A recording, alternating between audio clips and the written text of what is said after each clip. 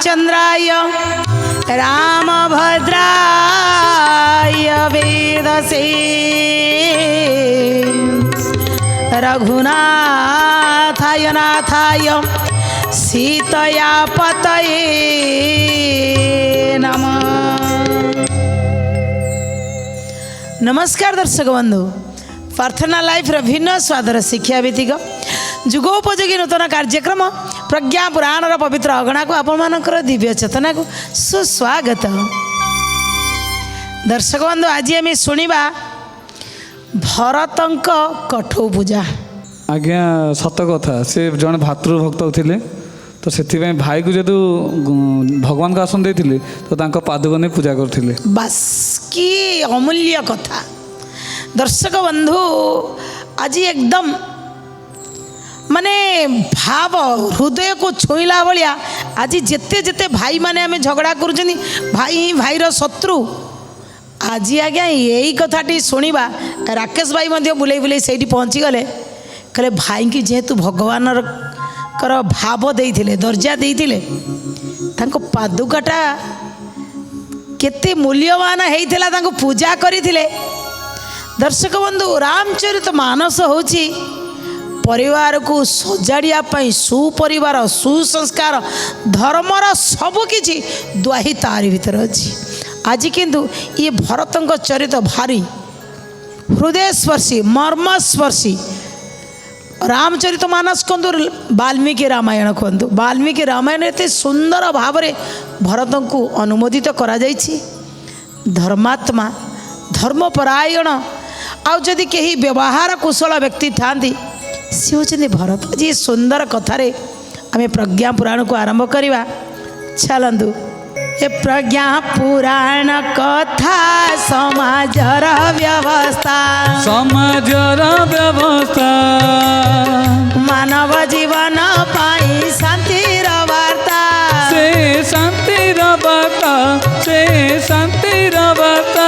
विश्व परिवार रे गृहस्थ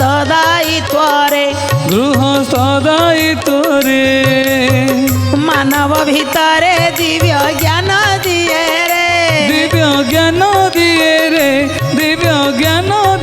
रे सही मानव जेबे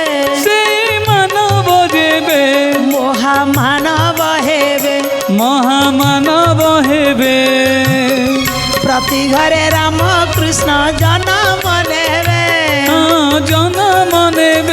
से जन्म नेबे। दर्शक बंधु, राम आ भरत स्वयं भगवान ये जगत को आसीगले राम अवतार रे भगवान थिले, किंतु ये भरत पाखे कौन थिला? श्रेष्ठ भक्त भितर जो गणा जाए सेठी भरत गणा जाती। कारण एमिति भाई बोधे जगत रे नहीं। देखंतु राम को सांगरे किए थिले ना लक्ष्मण, तांको कथा एते वर्णना करा जायनी, किंतु भरतंक कथा केते सुंदर भाव रे आज्ञा वाल्मीकि रामायण देखिए आपण तन्न तन्न करी केते सुंदर भाव रे भरतंक चरित्र को आनिकी रखिचंदी। कहले जगत रे जदि धर्मात्मा कही थांती सी होचंदी भरत। भातृ प्रेम छोट बड़ू जहा हैला दशरथंकर नंदन हिसाब रे विवाह सरीगला तुरंत बाद मामू घर को पलई गले। मामू घरे थिबा समय रे घटना घटिला। माँ कैकेयी बर मागिले, पितृ सत्य पालन करी प्रभु चलिले वनवास को।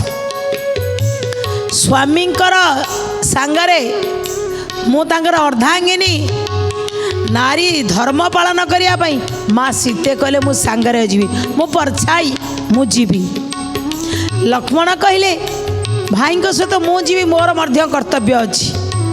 ये सबु परे समस्ते चलीगले। भरत को मिछ कहीकि मामू घर अणा करागला। भरत जितेबाला आसी घरे खबर पाती सी मो बापा चली जाइछन्ति। जीवा पछर कारण जितेबाला जानीदेले ଦୁଃଖରେ ଭାଙ୍ଗି ପଡ଼ିଲେ। କହିଲେ ହଉ ବାପା ଯଦି ଚାଲିଗଲେ ପିତୃତୁଲ୍ୟ ଭାଇ ମୋର ଅଛନ୍ତି। ଆଜ୍ଞା ଆଗେ ମାଆକୁ ଦେଖା କରିଥିଲେ ନା। ମା କହିଲେ ଆରେ ମୁଁ ତୋ ପାଇଁ ତ ମାଗିଛି ରାଜ୍ୟ, କ'ଣ ଭୁଲ କରିଛି? ରାଜ୍ୟ ମାଗିଲି ଯଦି ତୋ ବାପା ସହିପାରିଲେନି, ମରିଗଲେ ମରିଗଲେ। ମାଆଟା କ'ଣ ତା ପୁଅ କଥା ଚିନ୍ତା କରିବନି? ଗୋଟେ ପ୍ରକାର ମାଆକୁ କ୍ଷମା କରିଦେଲେ। କହିଲେ ହଉ ଠିକ୍ ଅଛି, ଭାଇ ତ ମୋର ଅଛନ୍ତି, ବଡ଼ ଭାଇ, ମୁଁ ଆଗେ ରାମକୁ ଟିକେ ଦେଖା କରେ। ନା ସିଏ କ'ଣ ଅଛି ଆଉ ନା ସିଏ ମଧ୍ୟ 14 ବର୍ଷ ବନବାସ ପଳେଇଛନ୍ତି। କହିଲେ କାହିଁକି? ନା ମୁଁ ମାଗିଲି। ଦର୍ଶକ ବନ୍ଧୁ, ଦେବତାଙ୍କ କଥା ଅନୁସାରେ ସରସ୍ୱତୀ ମତି ଭ୍ରମ କରିଦେଇଥିଲେ ମନ୍ଥରାର, ମତି ଭ୍ରମ କରିଦେଇଥିଲେ କୈକେୟୀର, କିନ୍ତୁ ଭରତଙ୍କ ମତିକି ଭ୍ରମ କରିପାରିଲେ ନାହିଁ, ତା ବୁଦ୍ଧିକି ନଷ୍ଟ କରିପାରିଲେ ନାହିଁ। ଦେବତା ମାନେ ଯେତେବେଳେ ଦେଖିଲେ ଭରତ ବିଳପି ଉଠିଲେ, ତୁ ମା ନା ଡାହାଣୀ? ଆରେ ଆଜି ଧିକ ମୋର ପୁତ୍ରତ୍ୱକୁ, ତୋ ଭଳି ଗୋଟିଏ କୁମାତା ଠାରୁ ମୁଁ ଜନ୍ମ ହେଇଛି। ମୁଁ ଶୁଣିଥିଲି ପୁତ୍ର କୁପୁତ୍ର ହେଇପାରେ, ମାତା କଦାପି କୁମାତା ନୁହଁ, କିନ୍ତୁ ଆଜି କୈକେୟୀ ପ୍ରମାଣ କରିଦେଲ ତୁମେ ହେଉଛ କୁମାତା। ପଳେଇ ଆସିଲେ, ଆସି କୌଶଲ୍ୟାଙ୍କୁ ଦେଖା କଲେ। ମା ତୁମେ ମୋତେ ଭାବୁଛ କି ମୋ ରାଜାର ମୁଁ ରାଜା ହେବାର ମୋର ଲୋଭ ଥିଲା? କୌଶଲ୍ୟା କହିଲା ନା ଲୋ ଧନ, ମୁଁ ରାମକୁ ଯେତିକି ଭଲ ପାଏ ତାଠାରୁ ଅଧିକ ଭଲ ପାଏ ତତେ। କାହିଁକି ନା ପରୀକ୍ଷା କରି ମୁଁ ଦେଖିଛି। ସତରେ ମା ତୁମେ ମୋତେ ସନ୍ଦେହ କରୁ ନ କଲେ ନା। ଜିଦି ଧରିଲେ ଭରତ, ମୋତେ ବର୍ତ୍ତମାନ ଯିବାକୁ ହବ, ଭାଇକି ଫେରେଇକିରି ଆଣିବି। ସିଂହାସନ ବାପାଙ୍କ ଅନ୍ତେ ବଡ଼ ଭାଇର ସିଂହାସନ, ସେ ସିଂହାସନରେ ଭରତ ବସିବ ନା? କାଲି ମୋର ସେ ରାଜ୍ୟ ଲୋଭ ଥିଲା ନା ଆଜି ସେ ଲୋଭ ଅଛି? ହେଇପାରିବ ନାହିଁ। ଭରତ ବାହାରିବା ଦେଖି ଗୁରୁ, ନିଜ ଶ୍ୱଶୁର, ସବୁ ମାତାମାନେ, ଅଯୋଧ୍ୟାର ଲୋକମାନେ ସମସ୍ତେ ବାହାରିଲେ।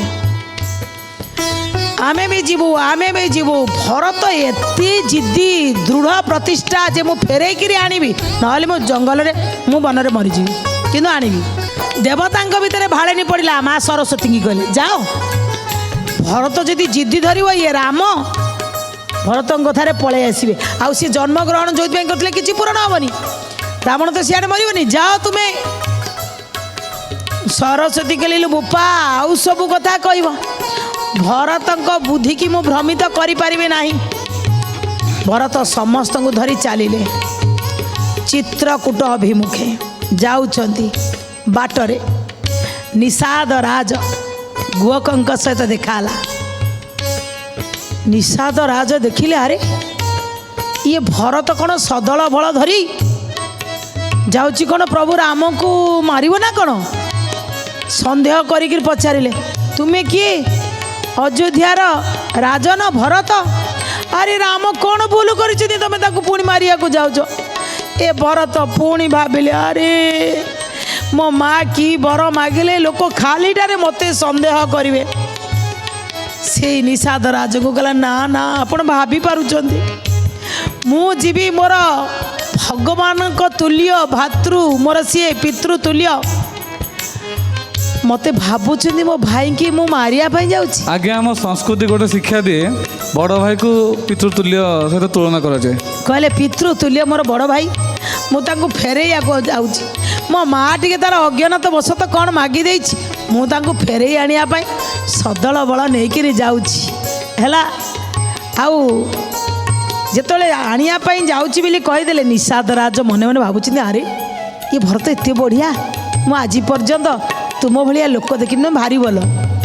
ଆଜି ଭରତ ଚିନ୍ତା କରିକିରି ଭାଇକି ଫେରେଇ ଆଣିବା ପାଇଁ ମନ ଭିତରେ, ଆଜି ଭରତ ରାଜକୁମାର ବେଶରେ ଯାଇନାହାନ୍ତି, ଭାଇ ପରା ମୋର ଜଟା ବକଳ ପିନ୍ଧିକିରି ଯାଇଛନ୍ତି, ଭାଇ ପରା ମୋର ମୁନି ବେଶରେ ଯାଇଛନ୍ତି, ମୁଁ କ'ଣ ପିନ୍ଧିବି? ଖାଲି ପାଦରେ ଯାଉଛନ୍ତି।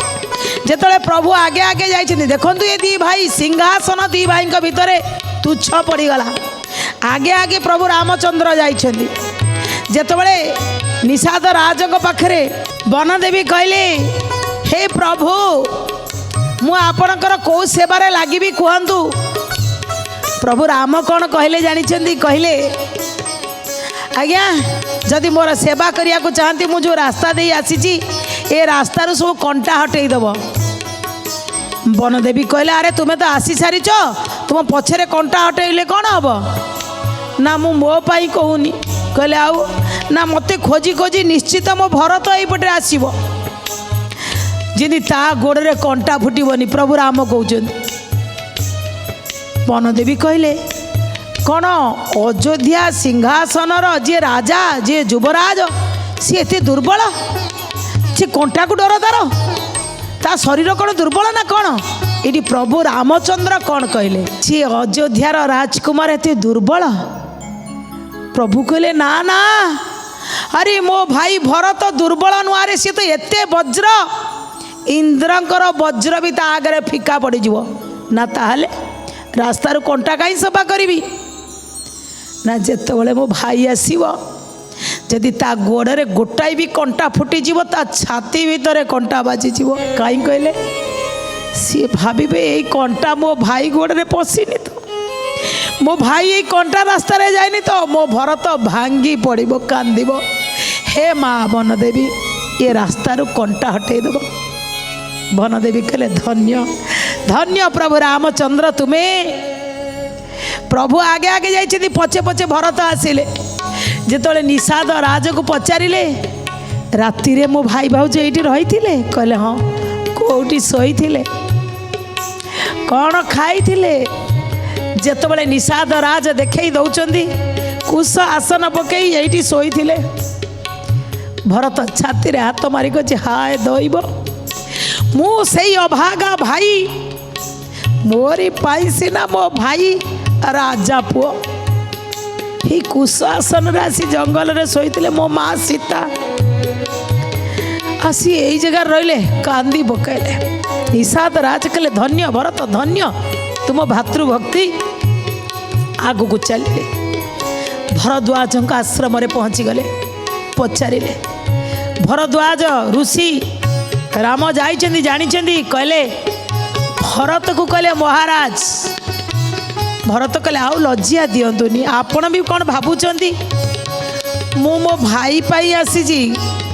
କହିଲେ ଆରେ ଭରଦ୍ୱାଜ ଋଷି କହିଲେ ନିରପରାଧ ରାମ ଲକ୍ଷ୍ମଣ, ତୁମେ କ'ଣ ତାଙ୍କ ସହିତ ଯୁଦ୍ଧ କରିବାକୁ ଯାଉଛ? ନା ମୋ ଆପଣ ଭାବୁଛନ୍ତି ମୁଁ ଯୁଦ୍ଧ କରିବି? ଆରେ ମୋର ରାଜ୍ୟ କ'ଣ ହବ? ମୋ ଭାଇ ତୁଳନାରେ ରାଜ୍ୟ କିଛି ନୁହଁ। ମୋର କେବେ ବି ରାଜା ହେବାର ନାହିଁ। ମୁଁ ପୁରା ସେକେଣ୍ଡରେ ଜନ୍ମ ହେଇଛି, ଯିଏ ପ୍ରଥମେ ଜନ୍ମ ହୋଇଥାଏ ତାର ରାଜାର ଅଧିକାର ଅଛି। ମୁଁ ଯାଉଛି ମୋ ଭାଇକି ଫେରାଇ ଆଣିବା ପାଇଁ। ଭରଦ୍ୱାଜ ବି କହିଲେ ଭରତ ଯୁଗେ ଯୁଗେ ତୁମ କଥା ରହିବ। ଚାଲିଲେ, ଯେତେବେଳେ ଆଜ୍ଞା ଯାଇକିରି ପହଞ୍ଚି ଯିବେ, ସମସ୍ତେ ଚାଲିଛନ୍ତି, ଧୂଳି ଦେଖିକିରି ବାଲି ଦେଖିକିରି ପ୍ରଭୁଙ୍କୁ କ'ଣ ଜଣା ନାହିଁ, ପ୍ରଭୁ ସବୁ ଜାଣନ୍ତି। ଲକ୍ଷ୍ମଣକୁ କହିଲେ ଦେଖିଲ ଗଛ ଉପରକୁ ଚଢ଼ି କିଏ ଆସୁଛନ୍ତି କି? ଲକ୍ଷ୍ମଣ ଗଛ ଉପରେ ଦେଖିଲେ ଭାଇ ଭରତ ସଦଳ ବେଳେ ଆସୁଛନ୍ତି। ଆଜି ଆମକୁ ମାରିବେ, ଏଇଠୁ ଭଗେଇ ଦେବେ। ତଳକୁ ଆସିଗଲେ ଭାଇ ଆଜି ମନା କରିପାରିବ ନାହିଁ, ମୁଁ ଆଜି ଭରତକୁ ମାରିଦେବି, ସିଂହାସନ ପାଇଁ ଆସିଛି ଆମକୁ ଏଠିକି ମାରିବା ପାଇଁ। ଦର୍ଶକ ବନ୍ଧୁ, ସେ ସନାଗ ଲକ୍ଷ୍ମଣ ରାଗି ଯାଉଛନ୍ତି।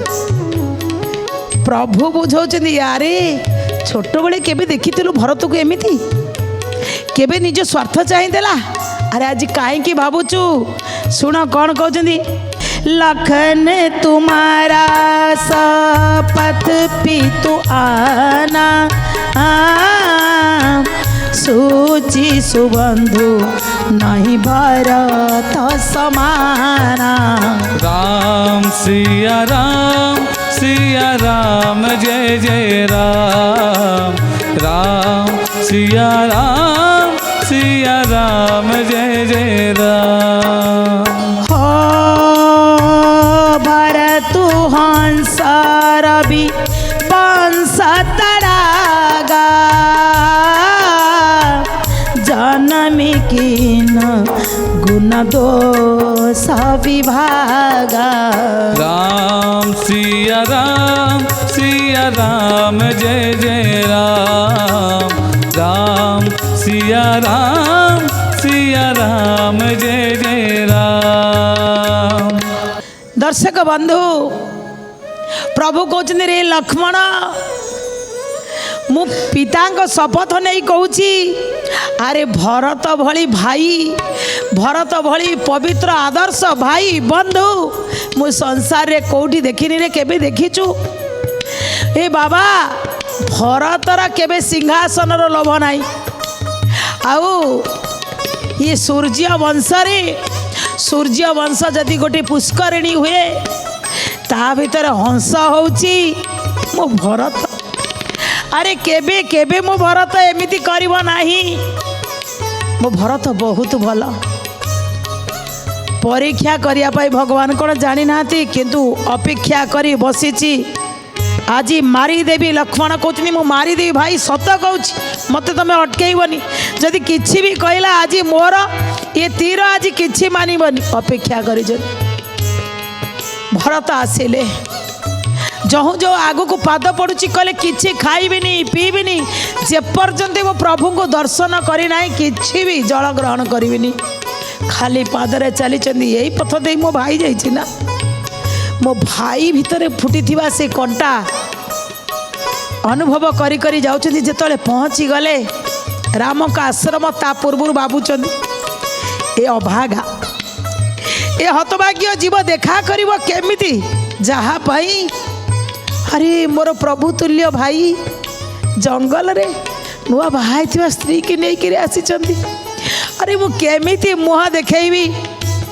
तथापि भीतर को जेतबले जाई प्रणाम करिचंदी दर्शक बंधु राम को कांधरे थिबा तुनीर कौन सी जिनिस नथिला भाई भाई भीतर आ केही पाचेरी नथिले थोड़ू उठेइकरी प्रभु धरिचंदी दुई भाईंकर से जो मिलनर समय दर्शक बंधु माने हृदय को हृदय चिन्ही पारिथिला आखि की आखि चिन्ही पारिथिला से दिन दुई भाई कथोपकथन चली कहते भरत भाई तुमको फेरिया को पड़ो तुम राज्य तुम्हें रक्षा कर कहले भाई तुम्हें आसिल कहीं ये तुम्हें कौन ये बेसरे भरत कहले जे भाई मो आसबार कारण मो बापा चलीगले बापा हते बड़ भाई होती पितृतुल्य राज्य तुमर राम कौन कहले दर्शक बंधु भरत जितेबाला कहते बापा चलीगला उतारू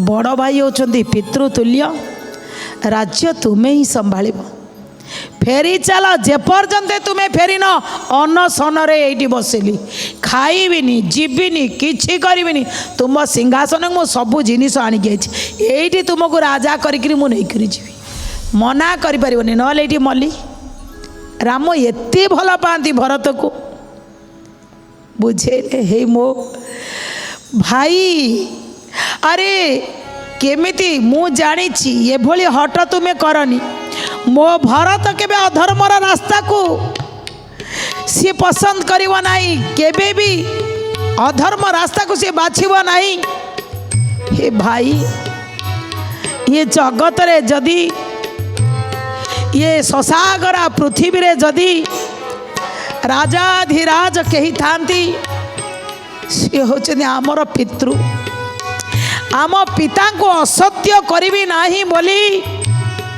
मु कही कही मातांकर तांकर संकल्प को स्वीकार करनेली कहीं ना मो बापा को कहीं न कहतु असत्य ये कथा देला अरे भाई पुओ होकर आम जन्म होते भाई होकर आम जन्म होते जो पुओ बापा को असत्य बोली प्रमाण कर दिए कुलांगार पुत्र जे बापार भूल देखे से सुपुत्र नुह कुपुत्र तो बापा जो कथाटा कहीदे मन जाणिक जी बापार काम करे से हूँ सुपुत्र मो भाई कौन मत धर्म रास्ता पछक पकईदब धर्म रास्ता हरिया को दब मु जानी ये चंद्र सूर्य एपट सेपट हो पारन मो भाई भरत धर्म रास्ता को केबे भी पसंद करिवो नहीं भरत पुणी द्विधारे पड़े पुणी ठिया कौन करी समस्त को भेरा भेरा चाहूँ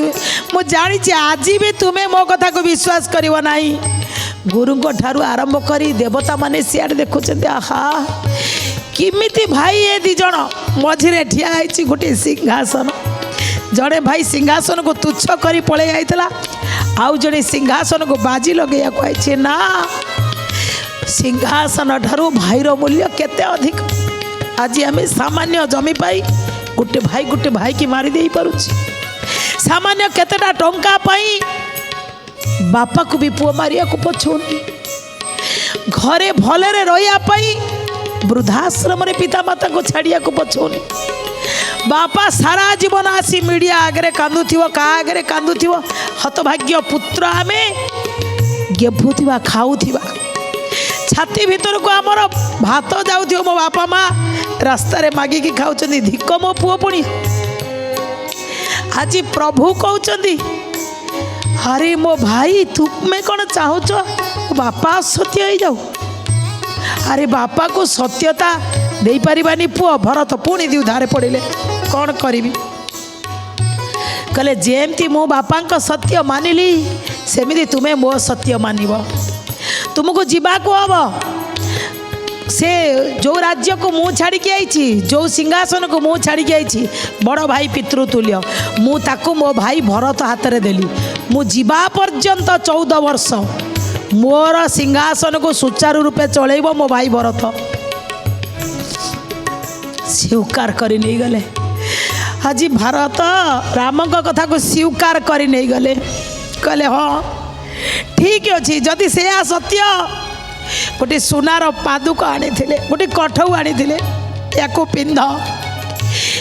पिंध ये तुमर पाद या मो मुंडे मुंडे मुंडे नेबी तुमको तो नहीं पारिलिनी तुमर पादुका नहीं करी जीवी से सिंहासन रे स्थापन करी 14 वर्ष ये धर्मर द्वाही दे ये सिंहासन को राजनीति करिब मो भाईंकर चरण पादुका। दर्शक बंधु राम मध्य भाई की सम्मान दे तापरे चरण रखिले मुंडे मुंडे भरत चलिले आगे आगे आहरी कौन कहीकि गले देख मु भी संकल्प करके जाऊँगी जदि अदल बदल करार अच्छी तुम्हें फेरी जाओ 14 वर्ष मु रही कहले ना अदल बदल चलनी कहले किसी ना आमे दी भाई रहा लक्ष्मण को आउ शत्रुघ्न को छाड़देवा कहले किसी हो पार शेष में कौन कहले मु भी सेमिति भाई जेमिति रही मुझे जटा बकल पिंधि 14 वर्ष वन रे रही हुए तो घर ठारू टिके दूर रे किंतु रही 14 वर्ष जो दिन पुरी जीव से दिन जदि मो भाई फेरी न जाती मन रख अग्नि लगे से अग्नि रे मु झास देवी ये हूँ भाई भरत को सेतिकी भल पाउथिया प्रभु 14 वर्ष दिन ही फेरी थे कहीं मो भरतर किसी क्षति न हो जाओ। दर्शक बंधु यदि रामचरित मानस आम सब शुणते पढ़ते देखते ताहले जानते भाई भाई भीतर संपर्क बाप पुओ भीतर संपर्क स्वामी स्त्री भीतर संपर्क भीतर केते निबिड़ता से रामचरित मानस भीतर अच्छी आपण शुणु था निजक धन्य मन करत। दर्शक बंधु विदाय नवा पूर्व से अमूल्य कथाटी बापा मांकर जीवन कटि जाए पिला को मनीष करने सबू स्वप्न को जलांजलि दे दे थांदी किंतु पिला बड़ है पर लेखे my wife is my life किंतु माई वाइफ माई लाइफ हो सेटा किसी असुविधा नहीं किंतु दर्शक बंधु पत्नी को भी भल पातु किंतु जीवन में आपण एते आग को न जानतु जो पिता माता आपण कवली गछ को ठिया करते से गछ को मूल काटी दियंतुनी से बापा माँ को केबे भूली जातुनी स्त्री की भी भल पातु ताटर बेसी भल पातु बापा माँ को एक कामनार सहित रोज। नमस्कार। श्रीमद् प्रज्ञा पुराणाय नमो नमः।